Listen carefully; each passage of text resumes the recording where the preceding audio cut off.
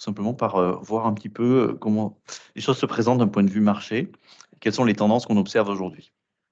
La première chose, évidemment, que vous connaissez, vous en avez pleinement conscience, c'est qu'on est aujourd'hui dans un contexte économique qui n'est pas forcément hyper porteur pour les entreprises, on a eu malheureusement une succession de crises avec lesquelles on doit composer, avec lesquelles les entreprises doivent composer tous les jours. Le Covid, il y a quelques années maintenant, mais pour lesquelles il y a encore aujourd'hui des difficultés liées notamment au remboursement des PGE. On a enchaîné avec la crise malheureusement russo-ukrainienne, crise géopolitique, et puis plus récemment encore une nouvelle crise géopolitique avec ce qui se passe au Proche-Orient avec le conflit à Gaza. Et donc tout ça, ça crée de la tension sur l'économie parce que on a une flambée malheureusement des coûts de l'énergie, on a une flambée aussi des coûts d'accès à certaines matières premières, et tout ça va générer une tension très forte sur certaines activités au niveau de leur trésorerie, et puis qui, de fait, par répercussion, vont commencer à avoir des dégradations de comportement de paiement. Donc, on voit en fait au travers de ces indicateurs qui sont remontés par Altares, au niveau de leurs indicateurs qu'ils produisent chaque année, notamment sur celui qui zoome sur les défaillances d'entreprise. Et ce qu'on peut quand même dire par rapport à tout ce contexte que je viens de décrire, c'est qu'on a atteint malheureusement un triste record à l'occasion du dernier trimestre 2023, puisqu'on a remis le curseur au plus haut niveau des défaillances d'entreprise que l'on avait connu depuis la crise des subprimes en 2009. Donc ça montre bien que malheureusement, cette tension sur la trésorerie, cette tension sur l'économie, elle a pour conséquence malheureusement qu'un certain nombre d'entreprises défaillent chaque jour, malheureusement, en France. Et aussi, ce qu'on voit aussi, c'est qu'on a un poids toujours plus important des retards de paiement, notamment dans les échanges B2B.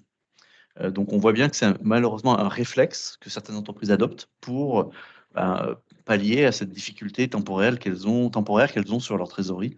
Et donc, elles retardent le paiement au maximum de leurs fournisseurs.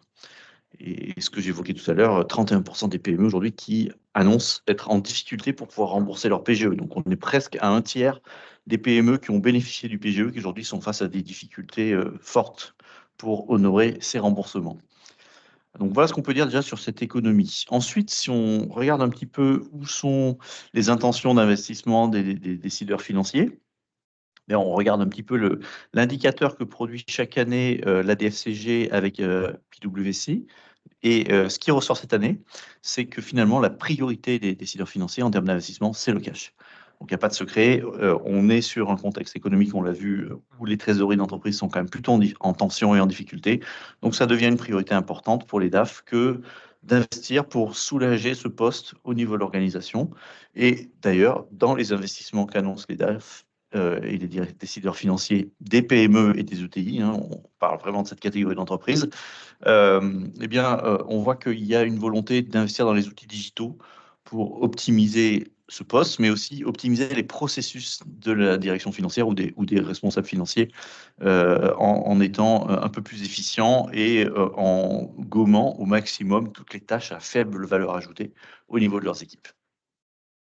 Alors, il y a ce contexte aussi par rapport à une réforme majeure qui arrive, et vous avez forcément entendu parler de la réforme de la facture électronique parce que ça devient pour vous une échéance majeure dans les 2 prochaines années. Et malheureusement, ce qu'on peut dire par rapport à ce contexte, je dirais légal, avec cette réforme de la facture électronique qui arrive, c'est qu'il y a un gros trou dans la raquette dans le dispositif qui est proposé, notamment sur le sujet du recouvrement qui n'est pas du tout adressé par la réforme. En fait, la réforme, elle se cantonne à 2 sujets majeurs. Le premier, c'est véhiculer les factures de manière électronique pour tous les échanges B2B domestiques, donc en France, entre les entreprises, entre fournisseurs et clients. Et le second, puisque l'État a quand même fait un leitmotiv autour de cette réforme sur la lutte contre la fraude à la TVA, c'est de positionner à côté de ces échanges électroniques B2B une nouvelle obligation déclarative sur ce qu'ils appellent le e-reporting, ce qui va consister finalement à offrir à l'État une visibilité totale, exhaustive de l'ensemble des flux, de l'ensemble des transactions économiques, échanges B2C, échanges B2B hors domestique, donc à l'international. Tout ça va être mis en visibilité via ce nouveau e-reporting qui va être une obligation réglementaire et déclarative nouvelle. Donc, on voit bien voilà, les deux piliers de cette réforme. Par contre, rien sur le recouvrement de tangibles. Et c'est bien dommage parce que finalement, c'est une belle opportunité aujourd'hui à saisir, peut-être notamment dans ce momentum dans lequel nous sommes, il y a à peu près 18-24 mois de mou par rapport aux premières échéances d'obligations. Eh bien, peut-être se saisir de ce moment pour digitaliser ce processus de relance, aller créer de la valeur pour l'entreprise, puisqu'on le sait, c'est un process qui va être susceptible de vous apporter un ROI rapide en déplaçant en fait du cash de ce poste d'encours qui est en général bien dodu, bien gras, parce que effectivement on subit ces dégradations de comportement de paiement. Et là, on va pouvoir déplacer ce cash vers votre trésorerie, en fait, puisqu'on sait que statistiquement, par rapport au retour d'expérience qu'on a des clients qui ont mis en place cette solution, après à peu près 6 mois d'utilisation de SRC, on peut faire fondre l'encours client de presque d'un tiers. Donc, un tiers du poste client qui vient dans votre trésorerie, c'est tout sauf anodin et c'est une vraie opportunité à saisir pour un petit peu donner un peu d'aisance à ce poste sur votre organisation. Alors, une fois qu'on a dit ça, on va aller voir un petit peu cette solution Sage recouvrement de créances qui se positionne vraiment sur cette thématique de la digitalisation de votre processus de relance. Et pour la résumer, c'est une solution professionnelle dédiée à l'optimisation de vos processus de relance. Cette solution, elle est proposée ici en marque blanche au sein de la gamme Sedge 100 et elle devient le compagnon idéal des solutions Sedge 100 comptabilité, Sedge 100 suite comptable et financière ou Sedge 100 entreprise. C'est une solution SaaS, donc qui de fait hérite de tous les attributs d'une solution web au travers de son ergonomie qui est extrêmement intuitive. On va le voir avec la démonstration que va nous faire Michael juste après. Très efficace en termes d'opérationnalité et de mise en place et très facile à mettre en œuvre. Et ça, notamment parce que on capitalise sur tout un ensemble de pré-paramétrages qui sont fournis clé en main dans la solution. Donc, vous ne partez pas sur un projet lourd, complexe de définition de votre processus. Non, vous allez récupérer, vous allez hériter d'un ensemble de pré-paramétrages qui vont vous permettre d'appliquer les best practices du marché très facilement au sein de votre organisation, tout en récupérant les données très facilement de votre solution de gestion, puisqu'il y a un connecteur natif qui va se charger de récupérer toutes les informations nécessaires pour qu'on puisse ensuite digitaliser toutes ces activités de relance. Donc voilà un petit peu la promesse très résumée de cette solution très rapide à mettre en œuvre et avec, on va le voir tout à l'heure, un ROI très très concret, mais aussi très rapide à aller chercher. Alors la solution, si on doit la décrire et la résumer notamment au niveau de sa promesse, voilà, on a cette baseline, facturer c'est bien, encaisser c'est mieux, c'est assez évocateur. Et finalement, on peut résumer la promesse de Sage recouvrement de créances autour de 3 éléments. Le premier, c'est la visibilité, au travers notamment de tous les indicateurs que cette solution va vous offrir pour avoir une vision parfaite et exhaustive sur l'ensemble des sommes qui sont dues par vos clients. Qui doit quoi? Quelles sont les actions qu'on a prévu de mener ou qui ont été menées pour corriger le tir et pour inciter les clients à payer dans les délais? Et tout ça va nous permettre de piloter votre cash avec beaucoup plus d'aisance. Ensuite, il y a le volet communication. On la veut exhaustive, on la veut qualitative, on la veut variée en fonction des profils de client. Et ça, c'est toute je dirais, la pierre angulaire de cette solution, de pouvoir organiser un profiling de votre parc client en fonction des catégories de clients qui sont les vôtres. J'ai des clients VIP, j'ai peut-être des clients à l'export où je vais peut-être communiquer dans une autre langue que le français. J'ai des clients lambda, entre guillemets, avec lesquels il n'y a pas un volume d'affaires très stratégique et je peux avoir un process un peu plus rapide pour les relancer, etc. Donc, je vais pouvoir faire ce profiling et derrière, j'aurai des scénarios adaptés, circonstanciés à chacun de ces profils clients. Voilà pour la dimension communication qu'on va évidemment automatiser. Et enfin, il y a un troisième élément, c'est la dimension collaborative. C'est important et la solution se veut être un vecteur de développement de cette communication autour de cette thématique de la relance et du cash. L'idée, c'est d'impliquer toutes les parties prenantes dans l'organisation qui sont au contact des clients et qui peuvent avoir un rôle à jouer dans ce processus-là. On ne va pas forcément leur demander d'être des opérationnels de la relance et de faire des emailing de masse à tous, mais dès lors qu'un commercial, un technicien qui est au support technique est en contact avec des clients, ou un dirigeant qui peut avoir des rendez-vous importants et stratégiques avec certains clients clés, chacune de ces personnes peut avoir à un moment donné un rôle à jouer, ne serait-ce qu'en étant informé sur la situation de tel ou tel client et de faire passer des messages au gré des points de contact qu'ils ont eux-mêmes. Donc ça va être aussi ça, l'enjeu, c'est d'impliquer les parties prenantes et de finalement insuffler cette culture cash au travers de cette solution au sein de votre organisation. Voilà pour cette promesse de Sage recouvrement de créances. Et donc, le mieux maintenant, c'est de le voir ce produit en vrai. Et donc, je vais te laisser la parole, Michael, à toi de jouer. Et remets ton micro, par contre, surtout, n'oublie pas. À tout à l'heure. Très bien. Merci Norbert. Alors, je vais vous partager mon écran.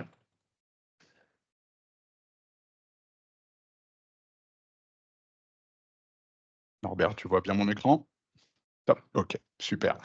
Alors, comme Norbert le disait, donc il faut savoir que Sage Recouvrement Créance est un outil SaaS. Donc, à partir de n'importe quel device, vous allez pouvoir vous connecter.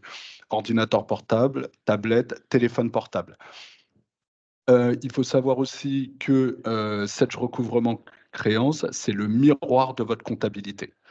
Donc ça, c'est une chose importante. Ça veut dire qu'on va pouvoir donner des accès à des utilisateurs consultatifs comme des commerciaux, par exemple, mais qui n'auront pas accès aujourd'hui à la comptabilité, mais ils veulent savoir ce qui se passe sur leur portefeuille client et vous allez pouvoir leur mettre à disposition ces tableaux de bord parce que c'est un outil collaboratif.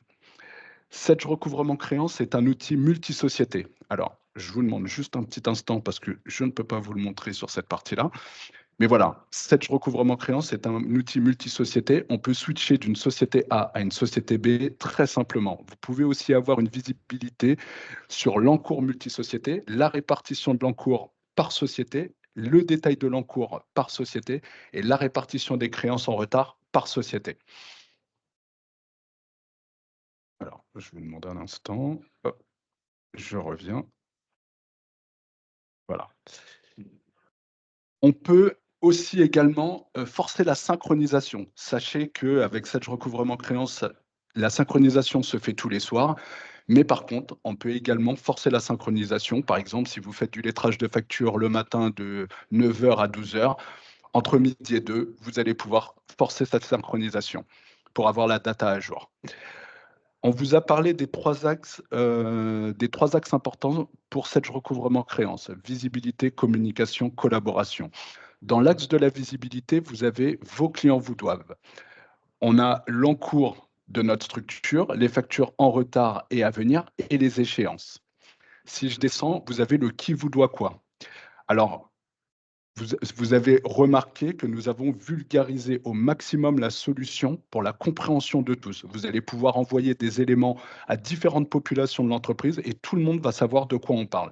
Il ne faut pas l'oublier, Sage Recouvrement Créance, c'est un outil collaboratif. Donc, il faut que toute la population de l'entreprise sache de quoi on parle. Donc, on a vos clients vous doivent, mais savoir qu'on nous doit de l'argent, c'est très bien, mais savoir qui vous doit de l'argent, c'est encore mieux. Donc là, dans le qui vous doit quoi, vous avez le top 10 des clients qui vous doivent le plus d'argent à l'instant T. Si vous mettez voir en détail, vous allez avoir la totalité des clients qui vous doivent de l'argent. Toujours dans l'axe de la visibilité, sous chaque compte client, vous allez avoir un scoring. C'est les habitudes de paiement vis-à-vis de votre structure. Un client qui vous paye toujours en temps et en heure aura 5 étoiles, sera considéré comme un bon payeur. Celui qui vous paye toujours en retard aura 1 étoile, sera considéré comme un mauvais payeur. Il y a un algorithme qui tourne tous les jours. Vous allez pouvoir flaguer l'entièreté d'un compte. Qu'est-ce que c'est que le flag? Je vais prendre un parallèle ou un exemple. C'est ce qui va remplacer les post-it qu'on va coller en dessous de notre écran d'ordinateur.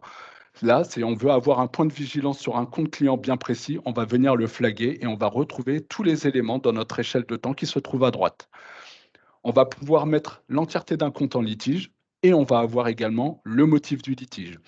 Tout est paramétrable. Les motifs de litige sont paramétrables par rapport à votre secteur d'activité. Et on va pouvoir aussi neutraliser un client à la relance. Et vous voyez la petite croix, ce client ne devrait pas être relancé. Dans le qui vous doit quoi, on va avoir le profil des comptes clients, le niveau de relance à l'instant T, les factures en retard et à venir de chaque client. Avec Sage Recouvrement Créance, on va pouvoir relancer de plusieurs manières. La première, c'est la relance individualisée au client. Et je vais vous l'expliquer, par la même occasion, je vais vous expliquer comment est constituée une fiche client. Donc, on va cliquer sur un compte client que je veux relancer individuellement, Guyot, Pasquier et Fils. Là, je vais retrouver les factures, ce que ce client me doit, les factures en retard à venir et les factures payées depuis 90 jours et les échéances du client. Si je descends, je vais retrouver la fiche tiers du client. Donc là, on va retrouver le nom du client, l'adresse, les contacts que nous relançons chez ce client, le numéro de SIRET, le profil du compte client et le commercial qui suit le compte. À partir de la fiche tiers du client, on peut déjà commencer à travailler. Il faut que, et à ne pas oublier, c'est le miroir de la comptabilité. Donc, vous n'allez pas venir renseigner la fiche tiers dans la solution, ça va venir via le connecteur automatiquement se renseigner. Donc là, on peut stopper le client à la relance à ce niveau-là. Ce client ne devrait pas être relancé. On va pouvoir changer le profil du compte client. C'est un client standard, mais demain, peut-être qu'il va passer en grand compte. On peut mettre le compte en litige, l'entièreté du compte en litige, et on peut également choisir le motif du litige. Donc là, on a vu la fiche tiers du client. Si je descends, on va retrouver la situation de compte du client. Donc là, on va se focaliser sur les factures non lettrées. Ici, je vais pouvoir sélectionner les écritures que je veux relancer chez ce client. Donc, je vais relancer ces 3 écritures. Je vais aller choisir mon média, email, courrier, téléphone ou autre média. Ça peut être un rendez-vous en physique. On va choisir l'email. C'est ce qui me prend aujourd'hui le plus de temps. Donc là, je n'ai aucun contenu. Sachez que vous avez une 60aine de courriers préenregistrés dans la solution. Vous pouvez tous les modifier ou en rajouter. Donc là, je vais aller choisir la relance 1. Donc là, vous avez le contenu du mail et je vais cliquer sur relancer. Donc là, pour avoir une visibilité de ce qu'on a envoyé au client, j'ai les dernières actions. Et là, vous allez avoir le contenu du mail, le tableau contact et vous allez aussi avoir accéder à vos factures.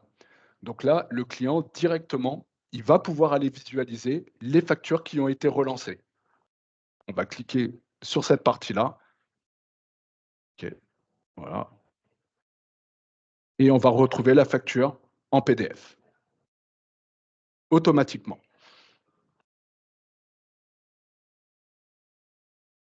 Je continue. Donc tout à l'heure, on pouvait neutraliser un client à la relance. Par contre, vous allez me dire, bah ouais, mais vous êtes gentil, si j'ai une facture qui pose problème, je ne veux pas neutraliser l'entièreté du compte. Très juste, et vous avez tout à fait raison de penser cela. Donc là, on va neutraliser une seule facture. Donc là, je vais cliquer sur ma facture. Je vais la mettre en stop relance. Donc là, j'ai bien ma petite croix. Cette facture ne devrait pas être relancée. Par contre, si je ne la relance pas, je vais devoir mettre une note et je vais la mettre en litige. Donc là, je vois bien que cette facture est neutralisée. Je vois bien que cette facture est en litige. Et là, vous voyez que le stylet a laissé place à une bulle de commentaires qui sera visible par toutes les personnes qui utilisent la solution chez vous en interne. Ici, dans la situation de compte du client, on a le niveau de relance à l'instant T, le mode de règlement, les échéances des factures, le nombre de jours de retard et surtout, ce qui va vous intéresser, c'est les factures. Vous avez un petit pictogramme qui vous signifie qu'une facture est reliée à cette écriture. On va pouvoir aussi également avoir l'activité du compte client à l'instant T. Donc, je sais qu'aujourd'hui, mon client est en relance 1. J'ai mis en place de la prévenance, de la relance et du remerciement dans les scénarios de relance, mais je vais vous l'expliquer dans 2 minutes. J'ai les dernières actions effectuées. Donc là, j'attire votre attention sur cette ligne. Donc là, j'en ai 4. Je vais aller choisir une facture. Hop, on va mettre du téléphone. Relance, enregistrer. Et là, je vois que je suis passé de 4 à 5 en instantané. J'ai la date de la dernière action faite et je peux aller visualiser toutes les relances que j'ai pu faire chez ce client, les dernières relances que j'ai pu faire chez ce client. Donc là, j'ai mon call téléphonique. Ici, j'ai mon mail que j'ai effectué tout à l'heure, etc. Une fois que les factures vont être payé, ça va venir se déverser dans l'historique des activités. Donc là, on aura les dernières actions, les dernières relances effectuées chez ce client. J'attire votre attention sur cette ligne. On voit le petit voyant vert. Vous avez envoyé un email de relance. Vous savez que cet email a bien été ouvert par le client. On n'a pas besoin de confirmation de lecture. Vous allez pouvoir visualiser ce que vous lui avez envoyé. Et surtout, ce qui va vous intéresser, c'est la date d'ouverture du mail. Donc là, je reviens sur mon compte client. Donc là, je vous ai montré comment on relançait un client individuellement, mais bien évidemment, ce qui va vous faire gagner du temps, c'est cette partie-là, ce qu'on appelle la relance de masse. Donc là, je sais, je me connecte le matin, j'ai ma to-do list du jour. Aujourd'hui, je dois relancer 153 clients pour un montant total de 366 000 euros. J'ai 6 appels téléphoniques à effectuer, 13 courriers papier à envoyer, 134 mails à envoyer. Je vais cliquer sur « Je relance ». Ici, je vais retrouver ma to-do list du jour. Donc là, si je clique sur la relance 1, je vais retrouver mes 6 clients que je dois appeler avec les notes associées. Je vais me focaliser sur les 134 mails à envoyer. Je vais prévenir 60 clients qu'une facture arrive à échéance. 8 jours avant l'échéance de la facture. Ça permet d'enlever les freins au paiement de la facture à la bonne date. Donc là, on va prévenir 60 clients qu'une facture arrive à échéance. Le client a un laps de temps pour revenir vers vous pour vous dire que l'échéance de la facture, qu'il n'a pas reçu la bonne facture, qu'il y a un avoir qui n'a pas été pris en compte, etc. L'échéance de la facture arrive, il y a une quote-part de vos clients qui ne vont pas vous payer. Donc là, j'en ai 73. Je vais cliquer sur la relance 1.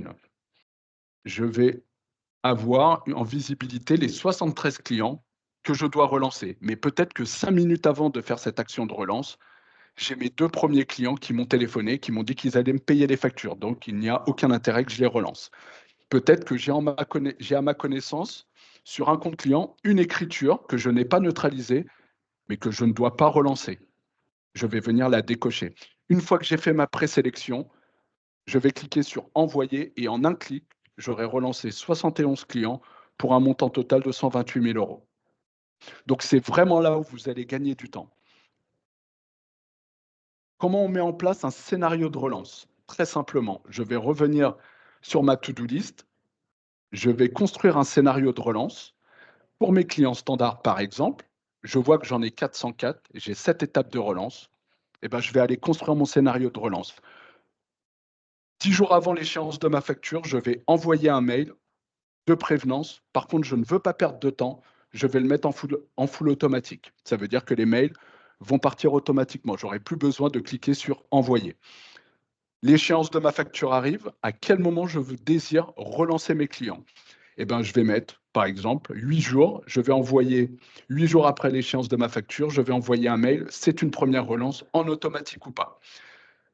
La deuxième relance, ben, je n'ai pas envie d'appeler mes clients tout de suite. J'ai une quote-part encore trop importante. Je vais continuer mon envoi de mail. Je suis bien en relance 2, en automatique ou pas. La troisième relance, ça va être du téléphone. Donc là, et ainsi de suite, de la voie postale, simple, et je peux mettre en place de l'AR. Et la dernière étape, c'est le remerciement. Alors, qu'est-ce qu'on appelle le remerciement? Par exemple, on a relancé un client 3, 4, 5 fois, on a tendu la situation avec notre client, mais le but du jeu, c'est de se faire payer la facture, mais surtout de ne pas le perdre. Donc, on va venir détendre la situation en venant le remercier d'avoir joué le jeu et de nous avoir réglé sa facture. Mais vous pouvez aussi très simplement lui envoyer une communication comme quoi vous avez bien reçu son règlement. Et donc, en quelque sorte, vous allez le remercier d'avoir payé sa facture. Une fois que vous avez mis votre scénario en place, vous allez cliquer sur enregistrer et vous avez mis en place votre scénario de relance pour votre typologie de client standard. Donc là, ça n'a pas trop changé, mais voilà, c'est là où on va voir apparaître la to-do list du jour par rapport au scénario de relance. Et vous n'allez pas venir attaquer de la même façon un grand compte, par exemple, avec un client standard. Donc, vous allez pouvoir paramétrer plusieurs scénarios de relance par typologie de compte client. Ici, vous allez avoir l'objectif cash. Donc, qu'est-ce que c'est que l'objectif cash? Ça permet de monitorer la rentrée de cash à l'intérieur de la structure. Donc, vous allez pouvoir mettre en place des objectifs. Par exemple, on va mettre ici. On a mis en place un premier objectif. Donc là, ça peut être à minima les charges fixes de l'entreprise. J'ai besoin, par exemple, ici de 350 000 € pour faire fonctionner mon entreprise. Ça peut représenter les loyers des bâtiments, les voitures de fonction, les salaires, etc. Et la deuxième courbe, ça peut être un objectif de chiffre d'affaires. Donc là, on a mis en place un contexte, par exemple, vous avez un chiffre d'affaires qui fluctue, une saisonnalité, vous allez pouvoir la mettre en place. Donc, à minima, pour faire fonctionner mon entreprise, je dois atteindre cette première courbe, mais bien évidemment, tout l'enjeu, c'est d'atteindre ma deuxième courbe de chiffre d'affaires. Et je peux regarder à n'importe quel moment du mois où j'en suis de ma rentrée de cash à l'intérieur de ma structure. Ici, vous allez avoir le délai moyen de paiement. Donc, bien évidemment, vous allez avoir un nombre de jours par rapport à votre encours et on va diviser ça par 365 jours. Donc là, j'ai 71 jours de délai moyen de paiement, mais bien évidemment, avec une solution comme Sedge Recouvrement Créance, tout l'enjeu, c'est de faire diminuer ce délai moyen de paiement. Donc là, juste pour Norbert, je vais passer du coup sur du Clairnox pour montrer les nouvelles fonctionnalités. Alors, on va aller sur cette partie-là. Donc, comment tu veux qu'on fasse, Norbert, sur les fonctionnalités qui sont actuellement pas présentes dans Sedge Recouvrement Créance? Alors écoute, ce que tu peux faire, c'est tu as montré depuis la fiche client tout à l'heure très rapidement qu'on avait les factures et ni plus ni moins, tu as révélé une de nos nouveautés qui est l'API de facture qui permet notamment quand on a par exemple la gestion commerciale 7G100 qui est associée à 7G100 comptabilité, d'avoir les pièces commerciales au format PDF qui remontent dans les relances. On l'a vu tout à l'heure dans ton petit script de démo. Donc là, on le retrouve aussi. Par contre, il y a une petite nouveauté additionnelle que tu vas avoir ici, et je t'invite à faire une petite relance manuelle par mail. C'est le lien de paiement via le partenariat qu'on a noué avec Stripe, qui permet d'intégrer depuis les emails un lien de paiement direct pour que le paiement puisse, sur son initiative bien sûr, s'acquitter du paiement qui lui est réclamé. Donc c'est un nouveau moyen de paiement digital qu'on offre dans la solution et qui va permettre d'accélérer finalement les comportements de paiement en offrant cette possibilité aux clients. Alors tu as pris des factures qui étaient déjà payées, donc ça marche pas, c'est pas grave. Mais en tout cas, voilà, normalement on a ici la possibilité d'appuyer sur le bouton payer. Et on va pouvoir utiliser les coordonnées de carte bancaire. Je me mets dans les baskets du client qui a été relancé. Je saisis mes coordonnées de carte bancaire et je peux honorer ce paiement directement en ligne.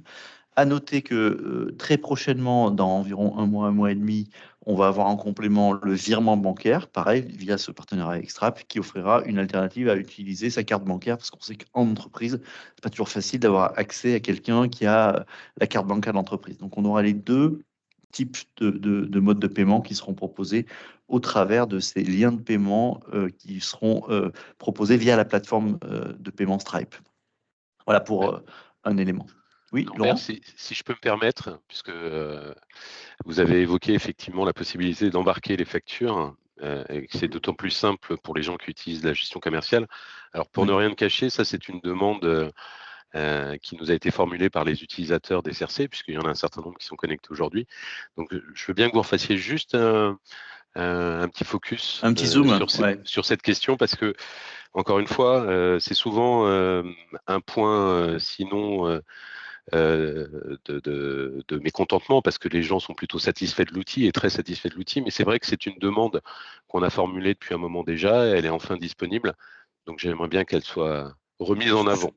Ouais, je te confirme, Laurent, que c'était une demande récurrente, en fait, qui remontait je te confirme aussi. De nos clients 7G100, mais aussi de tous les autres clients. Mais donc c'est pour ça qu'on l'a.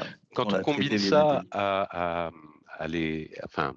aux relances préventives qui permettent de mettre de côté les objections des clients, j'avais pas reçu la facture, OK, mais tu as reçu une relance préventive. Donc, si tu n'as pas reçu la facture, tu as tout le loisir de me la redemander. Donc, ça, c'était le premier niveau, en fait. Le deuxième, c'est aussi de permettre au client d'accéder à sa facture, ce qui nous évite pas mal de traitements administratifs, de renvoi par mail en mode artisanal entre deux. Donc, c'est vraiment un élément qui était attendu, ça.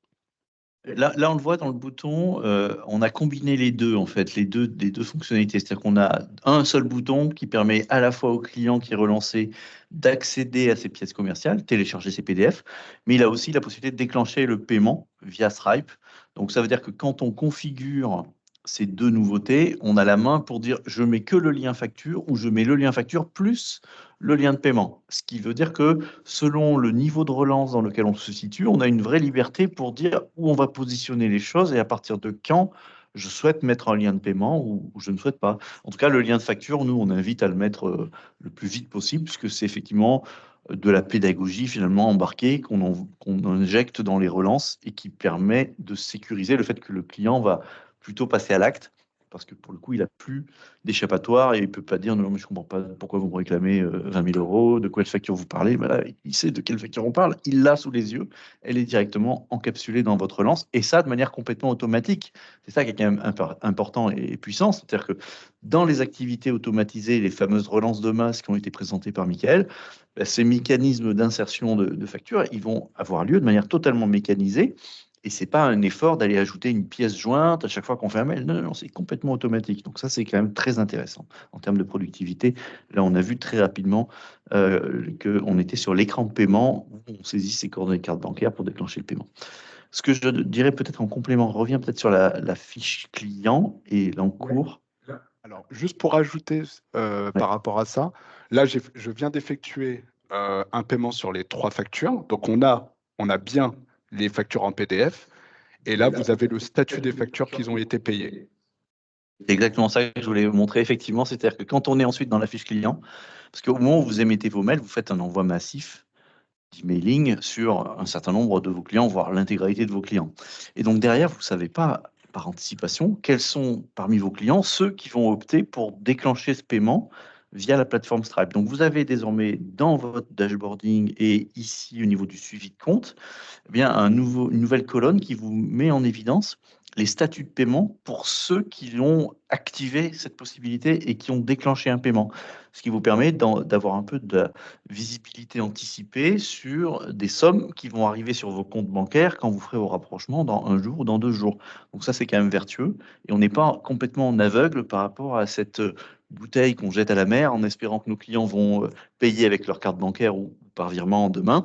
Ben là, on va avoir cette visibilité qui est directement véhiculée via des API et la plateforme Stripe qui nous permet d'avoir une vision très, très, très fine de qui a payé quoi.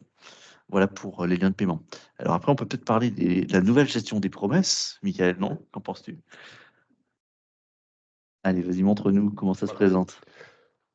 Donc là, prenez pas en compte le mode de règlement parce que c'est un outil de démo, mais par exemple ici, mon client me doit une facture de 26 000 euros. Donc il est pas dans la capacité de me la régler là à l'instant T.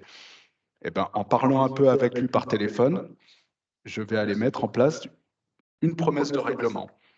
Donc là, par exemple, hop, je vais aller choisir le 9 mai. Il va me payer 10 000 euros sur cette facture. Petite disquette. Il va au mois de juillet, il me dit que le 7, eh ben, il va. Non, c'était pas celle-là. Ouais, C'était c'est celle-là. l'autre. Ouais. C'est pas grave, ouais, vas-y. Ouais, ouais. Donc, le 9, ok, 10 000 aussi.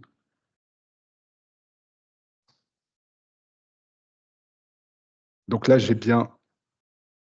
Bon, c'est la même date, mais c'est pas grave. C'est pas grave, on s'en fiche. Ouais. Mais par contre, voilà, vous pouvez mettre en place des montants, en tout cas des promesses de règlement, un échéancier avec votre client. Donc, ce qui est intéressant ici, c'est que historiquement, en fait, dans la solution SRC, on avait déjà une gestion des promesses, mais qui était plus embryonnaire et qui se situait plutôt raccrochée à la fiche tiers. Là, on change de paradigme et on redescend la gestion des promesses au niveau des échéances, puisque finalement, la réalité terrain veut que finalement, quand on est en contact avec le client, souvent, il va avoir effectivement une difficulté par rapport à sa trésorerie du moment à honorer telle ou telle échéance. Et c'est pas sur l'entièreté du compte que le sujet il est. Donc, on va pouvoir raccrocher les promesses sur la bonne granularité et faire un tracking derrière sur les nouvelles échéances finalement qu'on aura calées avec le client, sur lesquelles on sera accordé. Et derrière, on a un nouvel écran de suivi qui permet d'avoir une vision globale de l'ensemble des promesses, tout client confondu, avec une vision un peu calendaire, avec aussi une logique de color coding qui permet de voir par statut quelles sont les promesses qui ont été payées, quelles sont celles qui sont sur des échéances à venir, quelles sont celles qui sont en retard. Et on va pouvoir opérer un tracking de manière très efficace grâce à cette gestion de promesses. Tu allais réagir peut-être, Laurent? Je t'entends respirer. Non? Non, non. Même pas. Bon, tout refus. Je voulais pas te couper la parole, c'est pour ça. Ce qu'on peut dire aussi, c'est que ici, dans cet écran de suivi, on a évidemment la possibilité d'appliquer des filtres pour zoomer sur tel ou tel client ou pour regarder que les échéances qui répondent d'un statut, puisqu'on a des statuts donc en retard, à venir, payés. Donc, on va pouvoir manipuler tout ça et opérer le suivi. À noter que dans une version prochaine, dans quelques semaines, on va encore améliorer cette gestion de la promesse en notamment offrant la possibilité d'impacter les relances, en fait. Parce qu'aujourd'hui, en fait, dès lors qu'on a mis en place des promesses, on va stopper la relance sur l'échéance originale, mais on ne génère pas d'activité de relance propre à ces promesses de manière automatisée. C'est ce qu'on va faire dans une prochaine mise à jour qui va arriver dans quelques semaines. Et donc, on aura vraiment une couverture fonctionnelle très intéressante autour de ce nouvel item et de cette nouvelle gestion de promesses qui, en tout cas, a reçu un très bon accueil des premiers clients early adopters dans lesquels on a pu tester, avec lesquels on a pu tester cette nouvelle fonctionnalité. Voilà pour cet élément.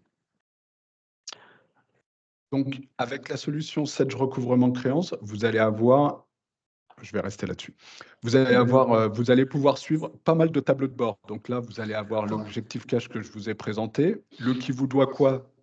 Voilà, donc là, on va avoir une balance âgée étendue. Donc, ça va vous permettre de faire un point, en tout cas, sur la globalité de tous vos clients. Vous allez pouvoir visualiser toutes les promesses, tous les clients en litige, toutes les prévisions, les activités de relance que vous avez pu faire, par exemple, sur un mois défini. Par exemple, sur le mois d'avril, j'aurais pu sélectionner date de début, date de fin par média et regarder tout ce qui a été fait, les paiements et les échéances. Il faut savoir aussi que, on en a parlé en préambule, c'est que c'est un outil collaboratif. Donc moi, aujourd'hui, je suis le commercial de mon entreprise. J'ai une vision sur mon portefeuille client. Je sais qu'aujourd'hui, mon portefeuille doit à ma structure 161 000 €. Je vais avoir le top 10 de mon portefeuille qui doit le plus d'argent à mon entreprise. Je vais avoir les prévisions d'encaissement et surtout, ici, erreur détectée, si j'avais envoyé des mails de relance, eh ben, si les personnes étaient parties de l'entreprise ou qu'il y a une erreur dans l'adresse mail, j'aurai des retours de mail. Donc, toutes les erreurs détectées, eh ben, cela veut dire qu'il va falloir que je mette à jour la base. Donc ça, c'est pour le cash reporting. Et les commerciaux, par exemple, s'ils ont le cash reporting, ils ont juste à cliquer sur un client et ils arrivent directement sur la fiche du client dans Sedge recouvrement créance. Voilà pour la démonstration. Je te remercie, Mickaël. Je trouve qu'on a fait un beau panorama de la solution et je vais reprendre la main pour revenir sur les slides. Hop, normalement, ça devrait être bon. Voilà. Et on va juste refaire une micro-synthèse de ce qu'on vient de voir, notamment par rapport à ces nouveautés qu'on a aperçues, entreaperçues très rapidement. La première, c'était les liens de paiement Stripe. On l'a vu avec cette possibilité d'intégrer dans les emails de relance cette capacité d'offrir aux clients de pouvoir payer directement en ligne. Donc, premier élément important, c'est qu'on bénéficie d'une intégration qui est totalement packagée. Donc, vous, en termes de parcours d'utilisateur, c'est fluide, c'est facile. Vous avez juste à créer un compte Stripe si vous n'avez pas encore un compte Stripe. Mais vous pouvez le faire directement depuis votre solution client, SRC où vous allez avoir le parcours d'onboarding Stripe qui vous sera proposé. Si vous avez déjà un compte Stripe, il suffira juste de le mapper avec la solution SRC. Ensuite, c'est intéressant parce que vous avez complètement la main pour activer cette possibilité à la carte en fonction de vos souhaits par rapport à vos scénarios. Et si vous considérez que le lien de paiement, c'est peut-être pas opportun de le mettre à dispo dès la première relance, mais peut-être de l'activer à partir de la deuxième ou de la troisième, c'est à votre main. C'est encore une fois dans la configuration des modèles que vous allez pouvoir décider d'intégrer ou de ne pas intégrer ce lien. C'est un nouveau moyen de paiement digital, donc ça aussi c'est quand même vertueux, c'est aussi un gage de modernité que renvoie votre entreprise vis-à-vis de ses clients en communiquant avec ces nouveaux médias, avec ces nouvelles capacités offertes de le payer digitalement. Ça offre une vision anticipée sur les paiements à venir, on l'a vu avec les statuts qui sont embarqués. Et puis, c'est un accélérateur, d'une manière générale, des comportements de paiement, puisqu'on offre un moyen digital plus efficace que d'attendre que le client veuille bien mettre au courrier un chèque papier qu'il va falloir traiter, qu'il va falloir après remettre en banque. Donc, on a beaucoup plus d'inertie avec des moyens de paiement un peu old school et traditionnels qu'avec ce type de nouveaux moyens de paiement digital. La nouvelle gestion de promesses, on l'a vu, alors je vais aller vite, mais c'est une vraie visibilité offerte sur les sommes à encaisser, notamment dans le cadre d'un recadencement d'un échéancier. C'est performant en termes de suivi parce que les statuts s'actualisent de manière dynamique et notamment, on l'a vu tout à l'heure avec le lettrage, dès qu'on va avoir vu sur un paiement qui a été honoré par le client, ben, ça va permettre d'actualiser de manière automatisée toutes ces promesses. Dans les versions prochaines, ce que j'ai évoqué tout à l'heure, on aura cette prise en compte des promesses dans les relances automatisées. Et tout ça, donc, on est sur une disponibilité prévisionnelle sur le troisième trimestre du fiscal year 2024 de Sage. Donc, ça veut dire qu'en calendrier civil, on parle du deuxième trimestre civil 2024. Donc, ben, on est rentré dedans, hein, on est début avril, donc c'est dans les prochaines semaines, en fait, hein, que cette fonctionnalité va arriver au sein de SRC. Donc, j'aurais tendance à dire que si elle n'est pas libérée en avril, elle le sera forcément en mai, c'est sûr. On est en train de caler ça avec les équipes Sage, mais vous allez la voir très, très vite, cette nouvelle gestion de promesses. Le nouvel indicateur moyen de paiement. Alors là, on va se projeter un peu plus loin, on vous donne un peu de perspective sur notre roadmap. Parmi les choses sur lesquelles on travaille au niveau de la roadmap SRC, c'est de proposer un nouvel indicateur qui sera associé à chaque tiers. Ce nouvel indicateur, c'est le délai moyen de paiement. De quoi il s'agit? Il va s'agir en fait de monitorer les comportements réels de paiement de chacun de vos clients et de les historiser. Donc l'historisation, elle est intéressante parce qu'on va voir, on le voit dans la deuxième capture d'écran, on voit une espèce d'histogramme avec une courbe. Et on va pouvoir voir comment ce KPI il évolue dans le temps avec une historisation au mois le mois. Et donc, ça va permettre d'anticiper sur une dégradation de comportement de paiement qu'on est en train de matérialiser. Si par exemple, j'avais un client qui était toujours très payeur, qui nous payait toujours en date et en heure, et puis d'un seul coup, on commence à voir qu'il a tendance à payer avec 5 jours de retard, puis avec 10 jours de retard, puis avec 20 jours de retard. Mais on va le voir, là, on va le tracer, on va le toucher du doigt, et on va pouvoir réagir et mener éventuellement les plans d'action qui s'imposent. Dans une version future, on pourra même déclencher des mécanismes qui impacteront la façon dont on scénarise les relances en s'appuyant sur les informations révélées par cet indicateur. Donc là, vous voyez, on est un peu dans le futur. On vous parle de quoi? On vous parle du quatrième trimestre, toujours fiscal year 2024 pour Sage. Donc en fait, on parle du troisième trimestre civil. On se retrouve à l'automne pour cette fonctionnalité qui fera son apparition dans Sage recouvrement de créances et on espère vraiment que ce sera un indicateur très pertinent et très vertueux pour vous aider à piloter eh bien, cette gestion des relances et d'avoir une vraie vision très assertive des comportements de paiement de chacun de vos clients. On va bouger les lignes ensuite un peu plus tard, le trimestre suivant, sur de nouvelles collaborations avec ce qu'on a appelé les tags et notifications. Alors, de quoi il est question ici? Déjà, c'est d'améliorer le fonctionnement de l'application, notamment dans la gestion de tous les commentaires qu'on peut être amené à faire au gré des activités de relance. Et donc, avec cette évolution, on le voit ici, on va avoir une historisation, un horodatage de chacun des commentaires qui sont saisis au niveau de la fiche tiers. Et ça également, ça va être intéressant parce que dans les commentaires qu'on va pouvoir saisir, on va pouvoir taguer d'autres collègues, d'autres collaborateurs de l'entreprise. Parce que, par exemple, à un instant T, je suis en train de saisir un commentaire par rapport à tel client et je sais que par rapport à l'échange téléphonique que je viens d'avoir avec ce client, eh bien, il y a une information qui intéresse énormément Laurent. Et donc, je vais faire un @Laurent, comme je pourrais le faire dans du chatting qu'on peut faire sur Teams ou sur d'autres outils de chatting. Je vais pouvoir dire @Laurent, tiens, le client a demandé à ce que tu prennes rendez-vous avec lui pour évoquer blablabla, telle ou telle situation. Quand je vais enregistrer mon commentaire, non seulement ce commentaire va être tracé, historisé dans le fil des commentaires, mais Laurent, lui, va être notifié qu'il y a une information qui le concerne lui directement. Et donc, ces notifications, ça va accélérer les interactions en temps quasi réel entre les différents intervenants qui sont impliqués dans ce process de relance. Donc, voilà l'idée autour de ces nouvelles collaborations.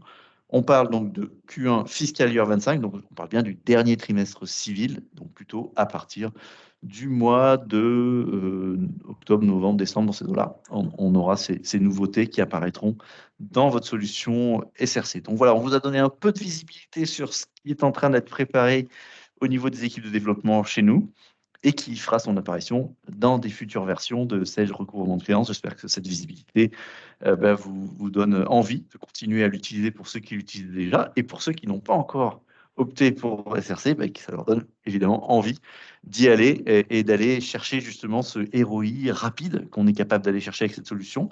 Déjà sur votre trésorerie, avec cette capacité d'aller faire fondre votre poste d'encours client d'environ 30%. C'est la moyenne qu'on observe, 30%.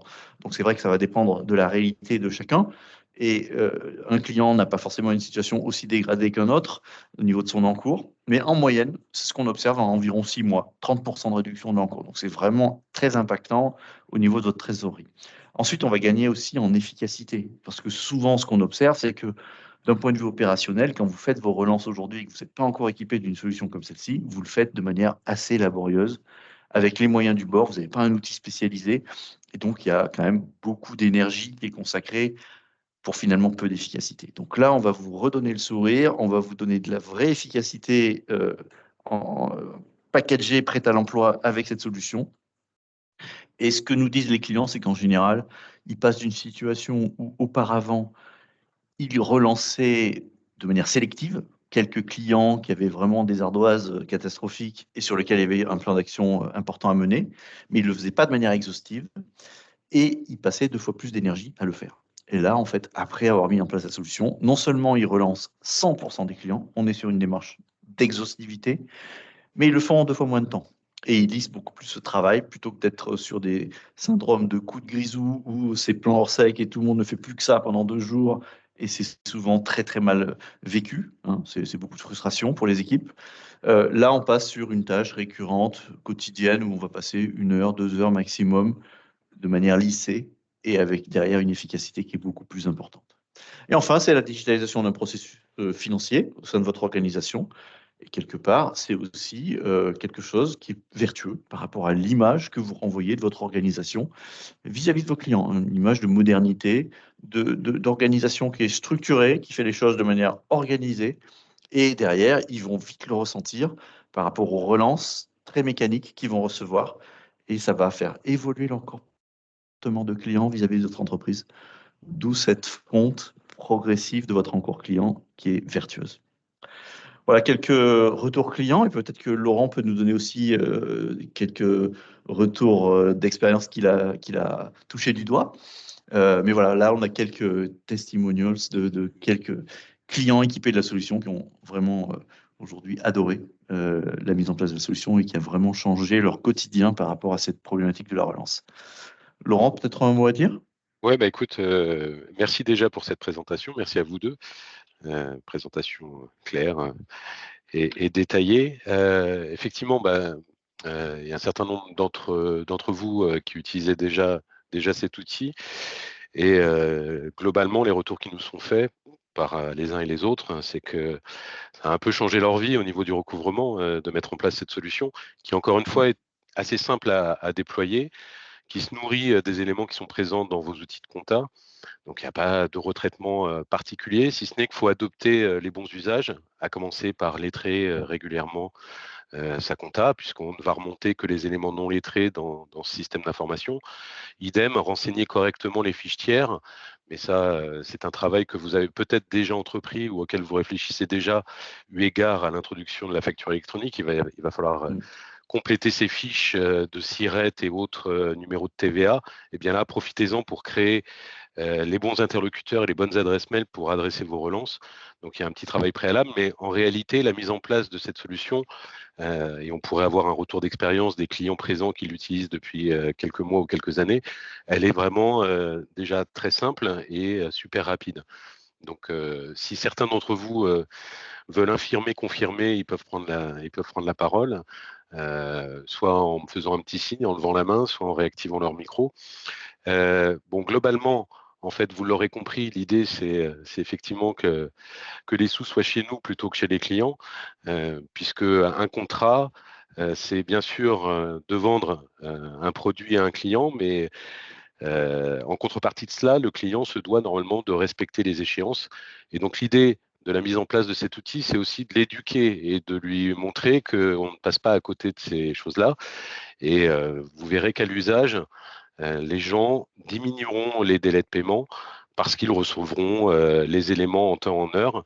Il faudrait tous intégrer que la relance à l'ancienne en mode artisanal, en s'appuyant sur des post-it ou des notes dans Excel, ça a ses limites. Et aujourd'hui, plus que jamais d'ailleurs, bien faut aller chercher l'argent où il se trouve. Et donc, je ne peux que vous encourager à adopter cet outil comme l'ont fait un certain nombre de nos clients. Donc voilà, pour ce qui est de la présentation, c'est terminé. On passe dans la session de questions-réponses. Donc n'hésitez surtout pas à activer vos micros et prendre la parole. Et puis on vous écoute, Norbert, Mickaël et moi-même. Est-ce que vous avez des questions? On est à votre dispo, allez-y. Bon, si vous ne vous sentez pas aujourd'hui pour les questions, je reste disponible dans les jours qui viennent, voire les heures qui viennent. Tu fais le SAV. J'ai pas fait grand-chose là, donc je peux au moins faire ça. Oui, je vous en prie, allez-y. Bonjour à tous, oui, Sophie Tran par texte. J'ai une petite question. Est-ce que il y a de la possibilité de joindre avec les mails de relance les factures concernées, les copies de factures? Oui, tout à fait. En fait, c'est ce qu'on a évoqué, qu'on a présenté peut-être trop rapidement. Mais effectivement, c'est une nouveauté via une API qu'on a développée, qui est désormais disponible sur SRC aussi, et que Laurent pourra mettre en œuvre pour votre organisation.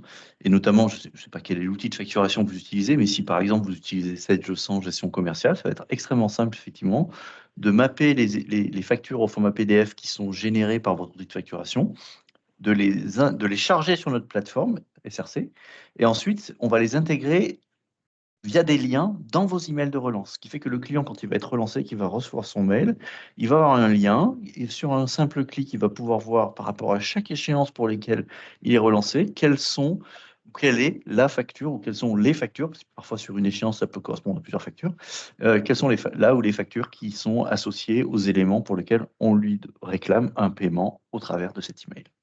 Oui, bien sûr. Pour compléter, vous l'aurez compris, quand aujourd'hui vous validez vos factures et que vous les imprimez, ça crée un PDF de façon automatique et systématique qui est stocké dans le file stream. Et donc, en réalité, cette API va aller chercher le PDF à l'endroit où il se trouve aujourd'hui. Donc ça, c'est vrai pour les utilisateurs de la gestion commerciale Sage, ce qui doit être à peu près 99% des cas des gens présents aujourd'hui. Pour ceux qui n'utiliseraient pas la gestion commerciale Sage, au travers de cette API, on va pouvoir également aller chercher les PDF à l'endroit où ils se trouvent. Mais bon, très clairement, il n'y a pas de traitement supplémentaire à prévoir, puisque dès lors que vous validez une facture, ça crée un PDF, et c'est ce PDF sur lequel pointera le lien. Super. J'ai une question, Laurent. Oui. Ah oui, allez-y. Non, allez-y. C'est bien, ça y est, plein de questions. Ok. Bonjour. Je voulais savoir, la plateforme de carte bancaire, est-ce que c'est forcément Stripe ou nous, on peut mettre en place PayPal, PayPlug ou autre plateforme bancaire? Parce que si nos clients ne sont pas habités à Stripe, enfin, j'ai peur qu'ils le perçoivent un peu comme, je ne sais pas, un spam, ou je veux que ça soit, qu'ils se sentent en sécurité lorsqu'ils mettent leur carte bancaire. S'ils ne connaissent pas la plateforme, je crains que ça puisse être une forme de réticence. Alors là, en l'occurrence, nous, ce que nous avons fait, c'est que nous avons noué un partenariat avec Stripe, qui est un des principaux providers de paiement dans le monde, hein. Donc, c'est pas un acteur, pour le coup, sur lequel il y a un risque particulier. Et donc, on a implémenté via ce partenariat des API avec la plateforme de paiement de ce provider. Et donc, nous, on vous livre cet usage pré-packagé dans la solution, qui n'est pas malheureusement configurable pour dire non, je vais passer par PayPal ou par un autre provider de paiement, parce que ça voudrait dire qu'il faudrait qu'on refasse le développement qu'on a fait pour intégrer cet autre provider de paiement.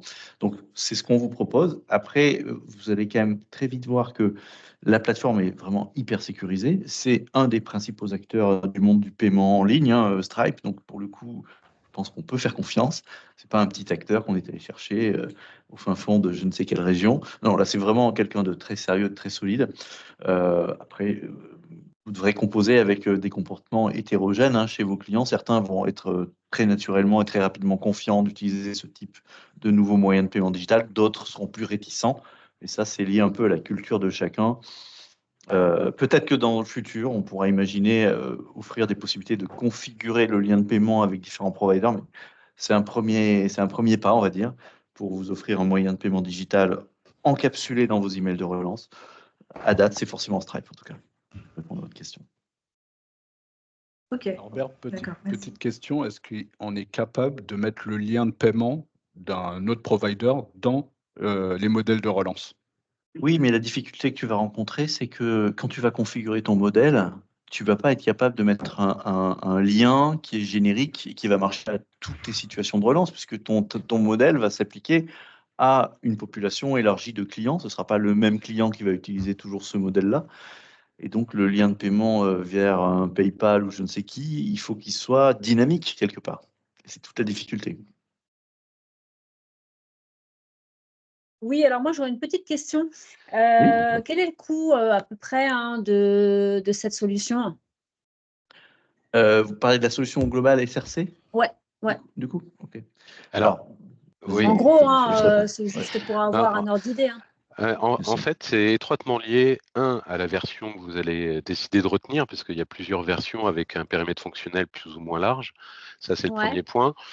Le Ouais. deuxième point, c'est également le nombre d'utilisateurs, puisque, D'accord. comme le précisait tout à l'heure Norbert, il arrive que dans certaines entreprises, seule la personne à la compta soit dotée de l'outil, mais quand d'autres font le choix d'équiper différents collaborateurs de l'entreprise. Donc ça, c'est un impact sur le tarif.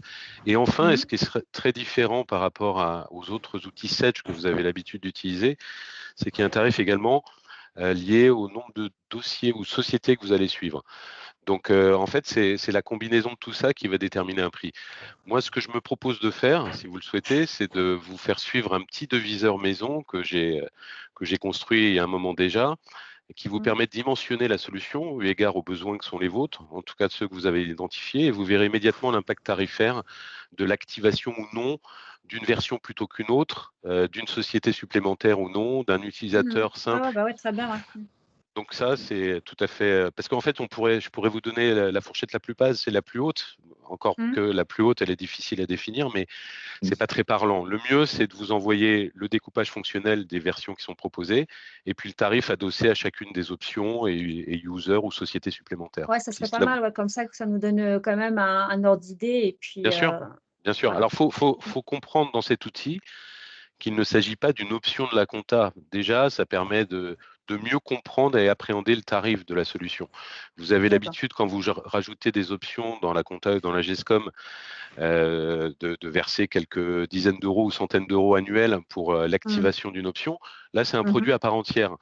Donc, il ne faut surtout pas le comparer à l'option Bien sûr, oui. de recouvrement qui était jusqu'alors proposée par Sedge, mais qui n'a rencontré l'adhésion de personne en réalité, parce que ça ne fait pas le job, quoi. Donc voilà, il faut avoir en tête que c'est un produit à part entière qui est connecté naturellement aux applications que vous utilisez, en tout cas l'application comptable, et que son dimensionnement, il est lié à vos usages et vos besoins, et qu'il n'est pas du tout lié à ce que vous avez pu prévoir pour la comptabilité que vous utilisez déjà. Ok. Bon, bah, écoute, tu peux nous faire passer quelque chose, ça serait pas mal. Mais bien sûr, je vais vous faire passer tout ce que vous voulez, y compris la pilule. C'est ça, oui. Non, mais on évoquait le ROI, il est réel en fait, hein. Il est réel, rapide.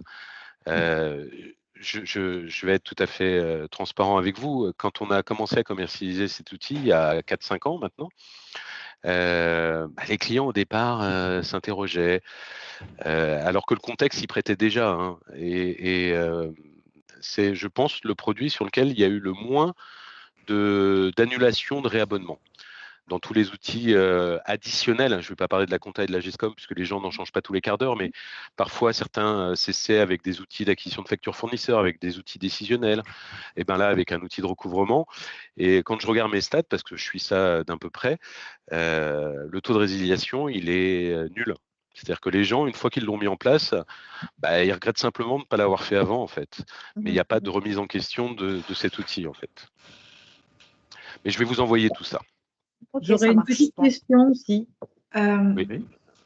Allez-y. Pour les clients qui ont déjà cette solution, c'est en plus les options pour justement le lien du paiement ou la facturation, ou c'est juste une mise à jour pour nous?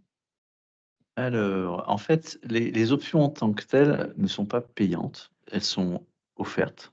Par contre, je pense que pour l'API de facture ou pour le lien de paiement, vous aurez probablement besoin que Laurent vous propose un peu de consulting, un peu de service pour vous aider à le mettre en œuvre. Notamment l'API de facture, là, c'est indispensable parce qu'il faut configurer cette API. Et donc là, il y a besoin quand même de l'expertise technique des équipes de Laurent pour le faire. Et après, sur la partie lien de paiement, je pense que c'est pas mal qu'il y ait un consultant fonctionnel qui vienne vous aider, vous aiguiller pour faire les bons choix de paramétrage. Mais l'option en tant que telle n'est pas payante. D'accord. Merci. J'ai une D'autres question. questions? Oui. Oui, excusez-moi, c'est au niveau donc toujours du lien de paiement. Donc nous, on doit créer un compte Stripe. Est-ce que le client en face doit le faire? Première question. Non, pas du Ok, tout. très bien. Pas du tout. Merci. Et dès que la partie virement sera mise en place, donc ils auront la possibilité donc de nous payer par virement, mais comment ça se passe? Est-ce qu'ils doivent rentrer notre RIB? Est-ce que ils ont un autre, enfin, aujourd'hui, Alors, nous, si on fait des paiements, on va les faire, enfin, tout du moins de mon côté, via Sage Direct ou autre. Mais comment après derrière eux, leur système comptable va fonctionner?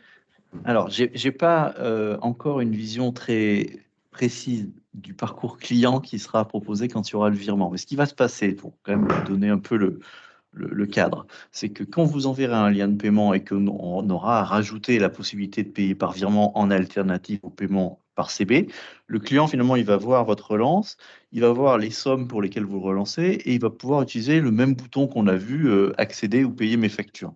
Quand il va arriver dans son parcours de paiement, à ce moment-là, il va y avoir deux options qui vont lui être proposées. Là, aujourd'hui, il n'a pas d'option, c'est forcément renseigner ses coordonnées de carte bancaire.